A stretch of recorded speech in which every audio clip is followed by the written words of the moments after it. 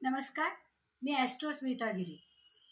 मागच्या व्हिडिओमध्ये आपण शापित कुंडल्यांचा अभ्यास करणार आहोत म्हणून सांगितलं. ही आपण एक सिरीज करतोय की ज्याच्यामध्ये पहिल्यांदा शाप म्हणजे काय याचं विस्तृत विवेचन केलेलं आहे आणि वराह मिहीर यांचा काय दृष्टिकोन आहे. कारण जेव्हा कुंडली बनवतात त्यावेळेस आपला जन्म नेमका कशासाठी झालेला आहे हे वराह मिहीर अतिशय उत्कृष्टरित्या सांगतात पहा. कारण 12 चौकड्यांची जी आपली जन्मकुंडली असते त्या प्रत्येक प्रत्येकाला वेगळं नाव असतं आणि त्याप्रमाणे पहिलं स्थान जे मधलं कुंडलीचं असतं त्याला लग्नस्थान म्हणतो आणि त्या लग्नस्थानाचा आपला जन्म झाल्याबरोबर जशी ग्रहस्थिती असेल त्याप्रमाणे आपल्याला हे या आयुष्यामध्ये वर्तन करायला मिळतं. त्याचप्रमाणे 12व्या भावामध्ये हे मृत्यूस्थान आहे. म्हणजे लग्न म्हणजे पहिला श्वास सुरू झाला तेव्हा आणि 12वं स्थान म्हणजे आपला शेवटचा श्वास आपण जेव्हा सोडतो त्यावेळेस मृत्यूस्थान. म्हणजे 1 ते 12 या घरांमध्ये पूर्णपणे आपलं आयुष्य हे सामावलेलं आहे असं वराह मिहिरांनी सांगितलेलं आहे. तर बृहत्संहिताकार वराह मिहीर यांचं मत काय आहे तर त्यांनी एका श्लोकामध्ये सांगितलेलं आहे पहा. बृहत्संहितेमध्ये स्वर्गाच्युतानि मिहं जीवलोके चत्वारि चिन्हानि वसंती देहे दान प्रसंगी मधुराच वाणी देवार्चनम ब्राह्मणम तर्पणंच. म्हणजे स्वर्गलोकातून मनुष्य लोकात येणाऱ्या लोकांमध्ये 4 लक्षणं दृष्टीस पडतात. म्हणजे कोणती कोणती ती 4 लक्षणं तर प्रथम स्थानामध्ये गुरु, चंद्र किंवा शुक्र, मंगळ, शनी व बुध हे ग्रह ज्या वेळेस क्रमशः येतात त्यावेळेस देवलोक, पितृलोक, तिर्यक लोक आणि नरलोक हे दाखवतात. म्हणजेच कोणता जीव कोणत्या लोकातून आलेला आहे हे या कुंडलीतल्या ग्रहावरनं आणि त्याच्या बोलण्या वागण्यावरून आपल्याला नक्की कळतं. आता देवलोकातून आलेल्या भूलोकावर जन्म घेणारे लोक हे कशा प्रकारचे असतात. कारण जन्म झाल्याशिवाय तर काही कळत नाही की ते कसे वागणार आहेत, कसे बोलणार आहेत, कशी कृती करणार आहेत ते. म्हणजे जेव्हा जो पुण्यात्मा असतो तो देवलोकातून जन्म घेतो पहा. मग देवलोकातून भूलोकी येणाऱ्या आत्म्याची लक्षणं खालील प्रमाणे त्यांनी सांगितलेली आहेत पहा. की कारण देवलोकामध्ये आधी मुक्ती मिळालेले लोक येतात आणि त्याच्यानंतर एक ठराविक काळानंतर पुन्हा समाजामध्ये चांगलं कर्म करण्यासाठी, समाज जागृत करण्यासाठी, देवांच्या बद्दल आस्था जागृत करण्यासाठी देवलोकातून हे लोक जन्म घेतात.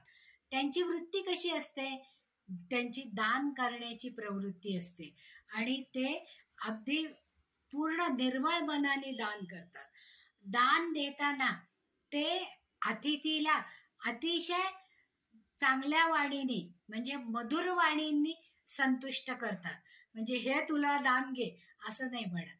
ते दान देताना ज्याची त्याची गरज बघतात आणि त्याप्रमाणे गरजूंना जे जे गरजेचं आहे, जे इच्छुक आहेत आणि ज्याच्यामुळे ते तृप्त होतील अशा पद्धतीचं दान देतात.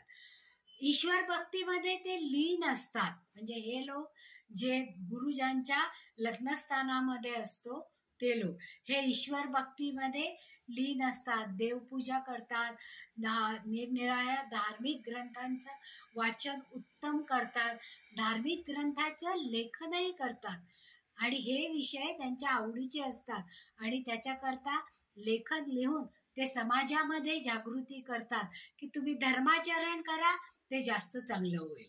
त्याचप्रमाणे ते अन्नदान करतात आणि अन्नदान केल्यामुळे आत्मा हा संतुष्ट होतो. पहा, आपण एखाद्या भुकेल्या माणसाला जर अन्नदान केलं तर तो जरी तोंडाने काही नाही म्हणला तरी त्याचा आत्मा तृप्त होतो आणि तो तृप्त झालेला आत्मा आपल्याला आशीर्वाद देतो. म्हणजे देवलोकातून आलेले हे आत्मे जे असतात ते या पद्धतीच्या कृतीने समाजातल्या लोकांमध्ये वावरत असतात आणि ते जास्तीत जास्त प्रगती करत असतात आणि लोकांना जास्त चांगल्या पद्धतीने हाताळतात. आता नरलोकातून भूलोकी जन्म घेणाऱ्या आत्म्यांची 4 लक्षणं या बृहत संहिताकारांनी सांगितलेली आहे. ते काय म्हणतात? कापश वृत्ती, स्वजनस्थ निंदा, दुःशीलता नीच जनेश संगः, अतीव शेष कटुताच वापी, नरस्य चिन्ह नरकागतस्य. म्हणजे अत्यंत अगदी कृपण असतात हे लोक. ते म्हणजे आपण बोली भाषेत बनायचं झालं तर अतिशय चिंगू असतात. म्हणजे दुसऱ्यांना काही द्यायचं तर त्यांची ती इच्छा होत नाही. तसंच ते स्वजनांची, आपल्या नातेवाईकांची निंदा करणारे असतात. सगळ्या प्रकारचे दुराचरण त्यांच्या अंगी असतं. ते अभक्ष भक्षण करतात. अभक्ष भक्षण म्हणजे सामिष आहार, की अपेय पान करतात, जुगार खेळतात, परस्त्रीची अभिलाषा करतात, इत्यादी गोष्टी ते सर्रास करतात. म्हणजे हे करताना त्यांना अजिबात खेद होत नाही. वाईट कृत्य करणाऱ्या लोकांच्या नित्य संगतीत ते राहतात.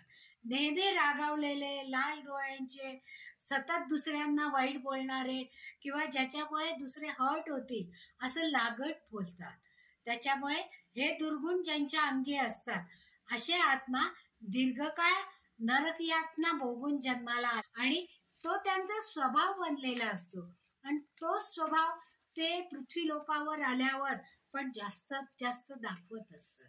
आता नरलोकातून भूलोकी जन्म घेणाऱ्या आत्म्यांची 4 लक्षणं आहेत.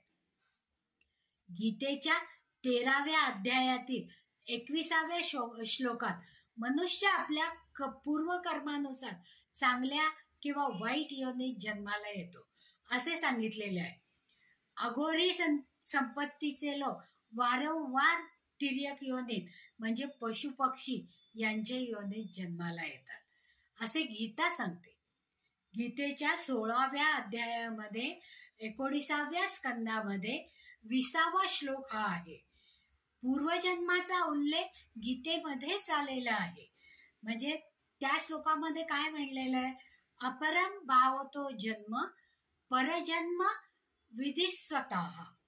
याप्रमाणे पुनर्जन्म, परलोक, आवृत्ती, नावृत्ती या गोष्टी गीतेमध्ये आलेल्या आहेत आणि त्या गीतेमधल्या ज्ञानाप्रमाणे आपण सगळेजण वागत असतो.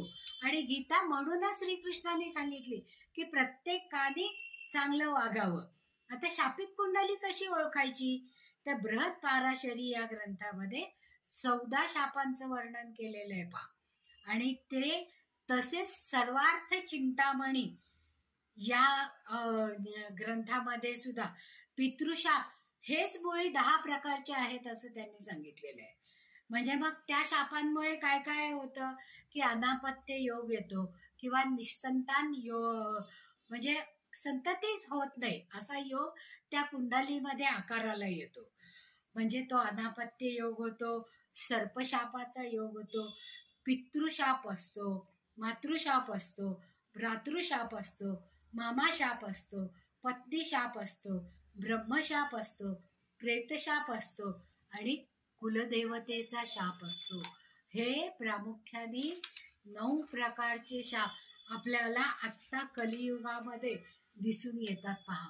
आणि आपण ते अनुभवतो सुद्धा की ज्या लोकांना असं वारंवार म्हणतात की आम्ही तर प्रामाणिकपणे काम करतो, देवपूजा करतो, देवाची उपासना करतो, लोकांना दान धर्म करतो, चांगले ग्रंथ वाचतो, तरी सुद्धा आमच्या वाट्याला हे अशासारखे त्रास काय येतात?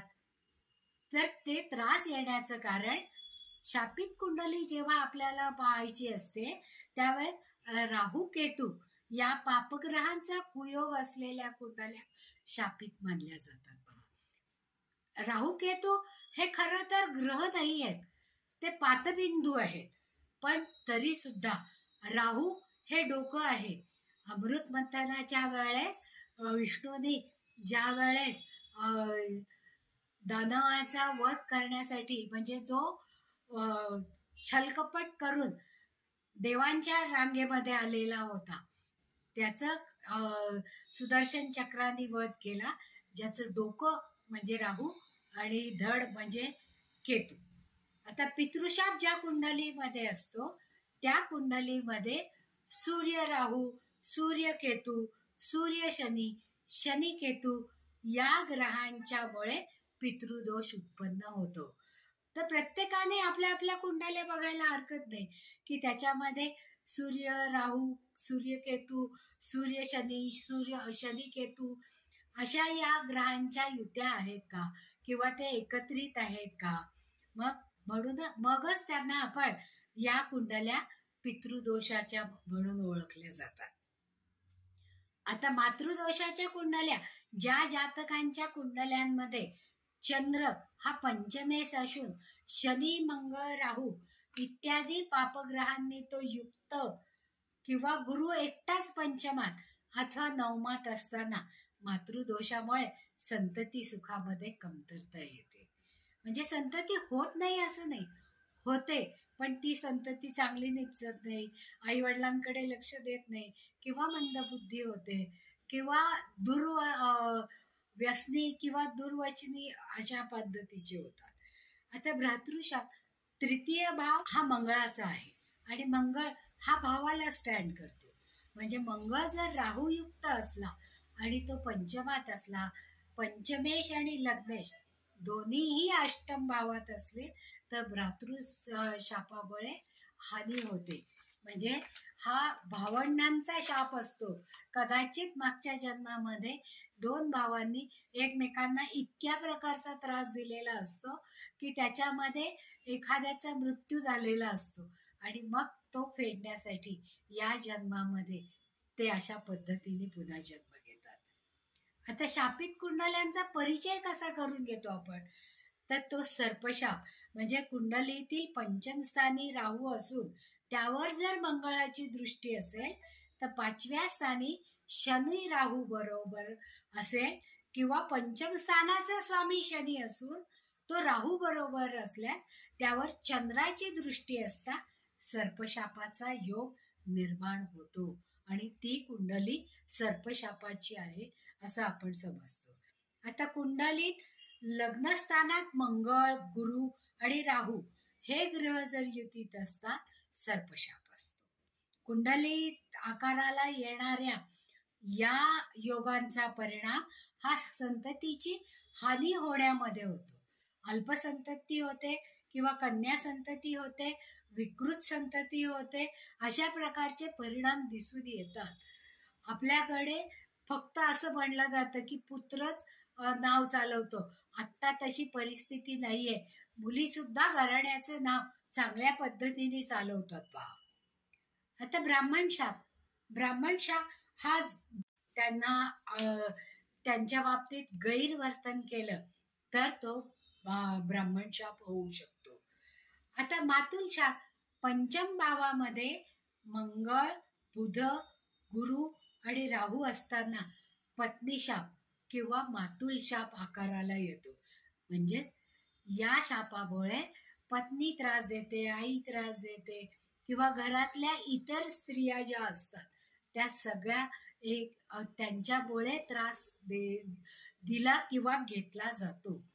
आता प्रेतशाप कशामुळे होतो, तर जर एखाद्या जातकाच्या कुंडलीमध्ये पंचम भावामध्ये शनी किंवा रवी असताना सप्तमात क्षीणचंद्र म्हणजे अमावस्येच्या जवळचा चंद्र असेल आणि त्याच्याबरोबर केतू असेल, लग्नात राहू आणि सप्तमात केतू असा क्षीण केतू जर चंद्राबरोबर असेल तर त्याच्यामुळे प्रेतशाप निर्माण होतो आणि वंशवृत्ती खंडित होते किंवा विकृत संतती होते. आता याच्याबद्दलची उदाहरणं विस्तृतपणे आपण पुढच्या व्हिडिओमध्ये पाहणारच आहोत. आता पिशाच्य म्हणजे कुंडलीमध्ये पिशाच्य दोष बाधा ही अनेकदा येते. पिशाच्य दोषाचे वहन प्रामुख्याने राहू व ग्रह करत असतो. मृत आत्म्याचे सावट, जेव्हा एखादा आत्मा मृत होतो आणि तो काहीतरी इच्छा ठेवून जातो, त्यावेळेस त्या मृत आत्म्याचं सावट म्हणजेच तो आत्मा हा अतृप्त बनतो आणि तो मग त्याच्या इच्छा पूर्ण करण्यासाठी आपल्या पिशाच्य योनीमध्ये जातो. आणि मग तो पिशाच्य योनीमध्ये गेला की त्याला त्रास होतो.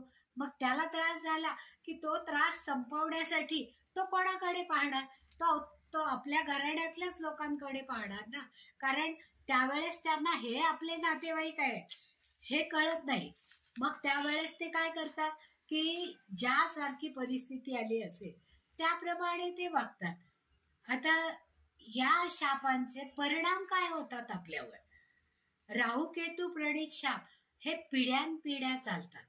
त्याचं एका पिढीतून दुसऱ्या पिढीत 7 पिढ्यांपर्यंत वहन होतं. त्याची तीव्रता कमी करण्यासाठी किंवा शापमुक्त होण्यासाठी शांतिकर्म समुच्चय ग्रंथात जलपूजा करायला सांगितलेली आहे, पाण्यातल्या देवतांची पूजा करायला सांगितली आहे, किंवा शांतिकर्म करायला सांगितलेलं आहे, वरुण देवतेची पूजा करायला सांगितलेली आहे. या सगळ्या पूजा करून आपण आपल्या पापांचं क्षालन करू शकतो किंवा पूर्वापार आलेल्या लोकांचे जे काही अतृप्त आत्म्यांचे दोष असतील ते दूर करू शकतो. आपल्याकडे जेव्हा कुठलंही शुभ कार्य असतं त्यावेळेस आवर्जून आपण वरुणाची पूजा करतो. पहा, पहिल्यांदा कलश ठेवतो आणि वरुणाची पूजा करतो. ती केवळ याचसाठी की आपल्या घराण्यातले जे काही आत्मे अतृप्त असतील त्या आत्म्यांचं दुःखाचं क्षालन किंवा दुःख हरण करण्यासाठी याचा उपयोग होतो.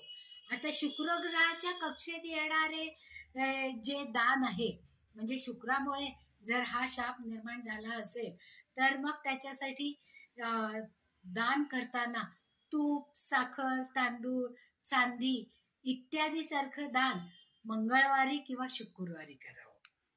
घरामध्ये लघुरुद्र वर्षातून एकदा तरी करावाच करावा, कारण पवित्र श्रावण महिन्यात केला तर तो सगळ्यात उत्तम. त्याचप्रमाणे श्राद्ध कर्म न चुकता करावं. पुढील पिढ्यांना त्रास भोगायला होऊ नये म्हणून शनिवारी राहूचं दान द्या. राहूच्या दानामध्ये तेल, लोखंड, उडदाचे वडे म्हणजे शनीचं जे दान आहे त्याचप्रमाणे राहूचं दान करावं. विविध दोष आणि शाप यांचा परिहार होण्यासाठी निरनिराळे भक्ती ग्रंथ जे आहेत, म्हणजे नवनाथ भक्तिसार, गुरुचरित्र, देवी सप्तशतीचा पाठ वर्षातून एकदा तरी आपल्या घरामध्ये व्हायलाच पाहिजे, किंवा दत्तमाला. कारण स्थिती, उत्पत्ती आणि लयकारी देव कोण आहेत? ब्रह्मा, विष्णू आणि महेश. ब्रह्मा उत्पत्ती करतो, विष्णू स्थिती जशी आहे तशी चालवतो आणि शिव लय करतो. म्हणून या तिघांचाही एकत्रित अवतार असलेला दत्त महाराजांची उपासना केली तर या शापांचा परिहार हा लवकर होतो. मग दत्तमाला मंत्राचे 21 आवर्तन करा, जप करा. शास्त्राने प्रत्येक शापाचा विमोचन म्हणजे प्रत्येक शापाचा परिहार हा सांगितलेला आहे. म्हणजे वरील प्रमाणे जर आपण उपाय केले तर सर्वसामान्य माणसांना या शापाचा कमीत कमी त्रास होतो. पण आजकाल काळ, काम आणि वेग या चक्रामध्ये आपण सगळेच जण अडकलेलो आहोत. मग जसं जसं आपल्याला जमेल त्याप्रमाणे परिहार करणं आवश्यक आहे. पण तो परिहार नक्कीच करायला पाहिजे. म्हणजे जाणत्या ज्योतिषाकडनं आधी तुम्ही तुमची पत्रिका पाहून त्याच्यात खरंच पितृशाप आहे का, सर्पशाप आहे का, मातृशाप आहे का, भातृशाप आहे का, यासारखे शाप आहेत का याचा नक्की अवलोकन करा. आणि त्या शापाच्या परिहारार्थ म्हणजे तुम्हाला जो घराण्याचा दोष लागलेला आहे किंवा घराण्याच्या दोषामुळे जी घराण्याची अधोगती होत चाललेली आहे ती थांबवण्यासाठी आणि त्यांना सद्गती आणि मुक्ती देण्यासाठी कारण गरुड पुराणामध्ये याबद्दल इतकं विस्तृत विवेचन दिलेलं आहे की आपल्याला दुसरा कुठलाच ग्रंथ वाचण्याची गरज पडणार नाही. तर आज आपण इथे थांबूया. पुढच्या ह्याच्यामध्ये प्रत्येक शापाचं डिस्क्रिप्टिव्हली विवेचन पाहूया. आवडलं असेल तर लाईक करा, सबस्क्राईबही करा.